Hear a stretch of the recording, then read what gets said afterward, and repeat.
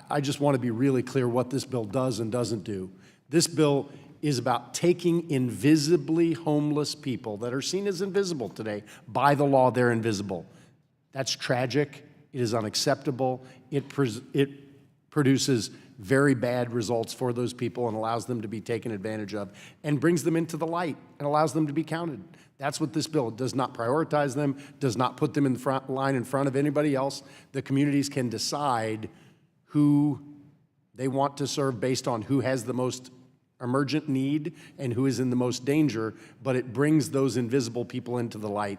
That's what we should be about. And then I want to pledge to all of you, I will be fighting for resources. But I do want to start a few questions by asking Ms. Duffield, so tell me, does this bill require anybody to move to the front of the line? No, it does not. It simply means you are eligible to be assessed on the same vulnerability indicators as anybody else. You're not to the front of the line, you're in the line, you're actually being seen and by the same standards. And again, my testimony provides data showing that these children are every bit as in dire straits as anybody else. Thank you, and that's where I want to move to Ms. Lilly on that, because you've been so eloquent already on this issue.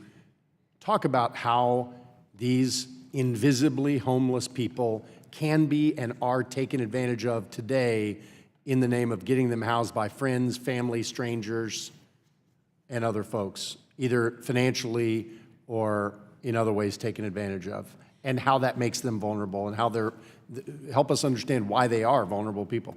Absolutely. As we all know, people who are feeling desperation make choices out of that desperation, and they're not always choices that align with the end goal or that they're safe goal or safe choices to make. We see families who are able to pay for a motel this week and next week come up $30 short. So they're outside and they're asking people to come up with that money. And then someone will walk up to them and say, you know what, I've got 30 bucks, let me join you in your room. So now a stranger has joined these children in a room because a family needed $30 to pay for next week. And that's introducing the children to new unknown dangers.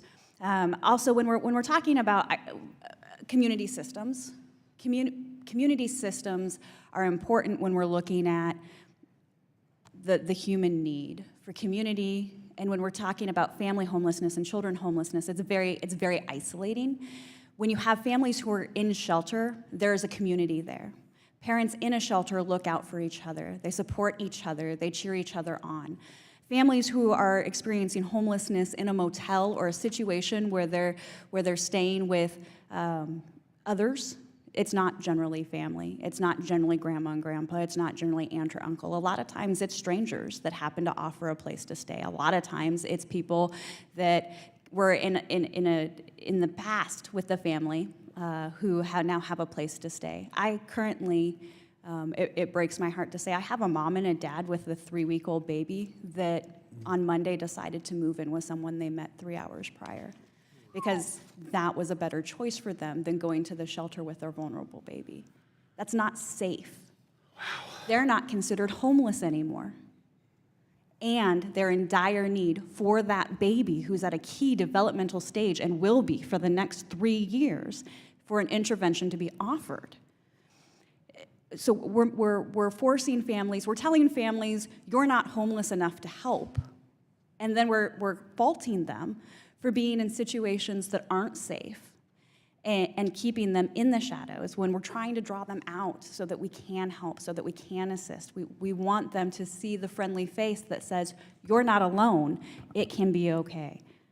And I know I'm basically out of time, but if I could just have each of the panel members one at a time say whether they believe these children should be counted or hidden in homelessness. They should be seen and served.